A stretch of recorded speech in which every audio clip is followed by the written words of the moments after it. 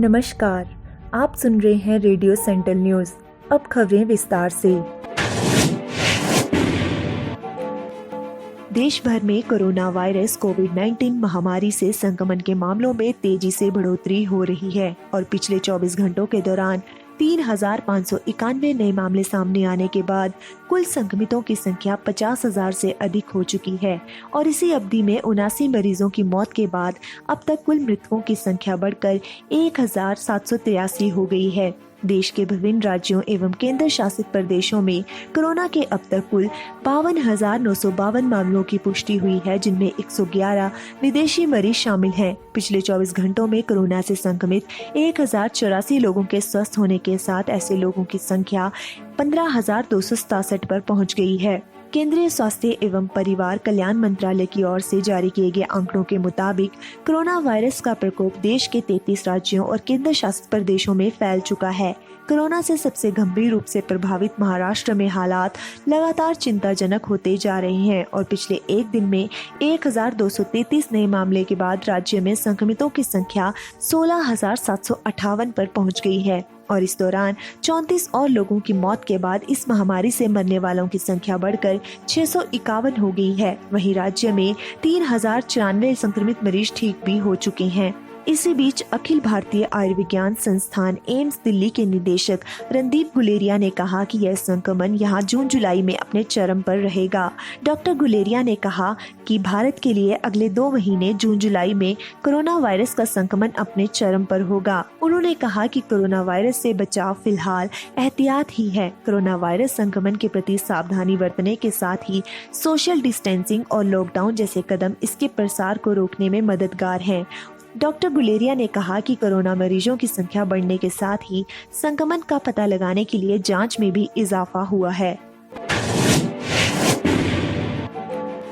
प्रधानमंत्री नरेंद्र मोदी ने आंध्र प्रदेश के विशाखापट्टनम में जहरीली गैस के रिसाव से उत्पन्न स्थिति की समीक्षा के लिए आज राष्ट्रीय आपदा प्रबंधन प्राधिकरण यानी NDMA, राष्ट्रीय आपदा मोचन बल यानी NDRF और अन्य एजेंसियों के अधिकारियों के साथ एक बैठक की और पुणे से विशेषज्ञों की टीम को तुरंत घटनास्थल भेजने का निर्देश दिया गया। इस घटना में अब तक 11 लोगों की मौत हो चुकी है और कम से कम 20 लोगों की हालत गंभीर बनी हुई है। करीब 1,000 लोगों को प्रभावित क्षेत्रों से निकाला गया है। बाद में कैबिनेट सचिव ने भी राष्ट्रीय संकट प्रबंधन समिति की बैठक में स्थिति का जायजा लिया है और सभी संबंधित एजेंसियों को राज्य सरकार की इस विकट स्थिति में हर संभव मदद करने को कहा है। इन बैठकों के बाद राष्ट्रीय आपदा प्रबंधन प्राधिकरण के सदस्य कमल किशोर, राष्ट्रीय आपदा मोचन बल के महानिदेशक MM प्रधान और एम्स के निदेशक डॉक्टर रणदीप गुलेरिया ने यहां एक संयुक्त संवाददाता सम्मेलन में इस घटना के बारे में विस्तार से जानकारी दी। कोरोना वायरस कोविड-19 महामारी का प्रकोप लगातार बढ़ता जा रहा है और इससे विश्व भर के 187 देशों एवं क्षेत्रों में अब तक 2,64,437 लोगों की मौत हो चुकी है तथा 37,81,896 लोग संक्रमित हुए हैं। अमेरिका की जॉन हॉपकिंस यूनिवर्सिटी के विज्ञान एवं इंजीनियरिंग केंद्र यानी कि CSSC की ओर से जारी आंकड़ों के मुताबिक अमेरिका में कोरोना वायरस से दुनिया में सर्वाधिक लोग संक्रमित हुए हैं तथा यहां सबसे 12.31 लाख से अधिक संक्रमण के मामले सामने आए हैं। अब तक के प्राप्त आंकड़ों के अनुसार विश्व के 3 देशों में 2-2 लाख तथा 6 देशों में संक्रमितों की संख्या 1-1 लाख से ऊपर पहुंच चुकी है, जबकि भारत समेत 5 देशों में यह संख्या 50,000 से अधिक हो चुकी है। विश्व की महाशक्ति माने जाने वाले अमेरिका में इस जानलेवा विषाणु से अब तक 12,31,943 से अधिक लोग संक्रमित हुए हैं तथा 73,566 लोगों की मौत हो चुकी है। यूरोप में गंभीर रूप से प्रभावित देश इटली में इस महामारी के कारण अब तक 29,684 लोगों की मौत हुई है और अब तक 2,14,457 लोग इससे संक्रमित हुए हैं। स्पेन कोविड-19 के संक्रमण से सबसे अधिक प्रभावित होने वाले देशों की सूची में अमेरिका के बाद दूसरे नंबर पर है। यहां अब तक 2,20,325 लोग इसकी चपेट में आ चुके हैं और 25,857 लोगों की इसके कारण मृत्यु हो चुकी है।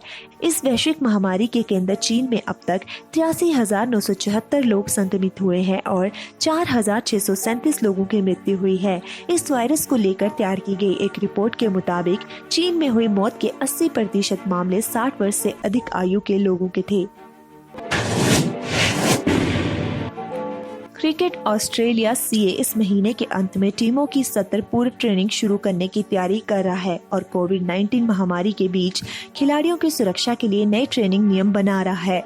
द सिडनी मॉर्निंग हेराल्ड की रिपोर्ट के अनुसार सीए अपने मुख्य मेडिकल अधिकारी डॉक्टर जॉन ऑर्चर्ड और खेल विज्ञान एवं खेल मेडिसिन प्रमुख एलेक्स कॉट्रिस की निगरानी में ट्रेनिंग शुरू करने की रणनीति बना रहा है। ये दोनों क्रिकेट खेलने वाले अन्य देशों के अपने समकक्षों के साथ मिलकर काम कर रहे हैं। इसके अलावा ऑस्ट्रेलिया सरकार और अंतर्राष्ट्रीय क्रिकेट परिषद की समितियों का भी हिस्सा है, जो खेलों को दोबारा शुरू करने के तरीके ढूंढने का प्रयास कर रहा है। रिपोर्ट के अनुसार अभी सीए की प्राथमिकता खिलाड़ियों की सत्र पूर्व ट्रेनिंग के नियम तैयार करना है, जिसमें ट्रेनिंग के दौरान गेंद को चमकाने के लिए लार के इस्तेमाल को प्रतिबंधित करना भी शामिल है। रेडियो सेंटर न्यूज की टीम सभी देशवासियों से अपील करती है कि लॉकडाउन से ही कोरोना को रोका जा सकता है। आप घर के अंदर रहकर इस घातक वायरस से बच सकते हैं। जान है तो जहां है। आपका यह कदम आपकी जान के साथ साथ पूरे देश को कोरोना वायरस के तांडव से बचा सकता है। धन्यवाद।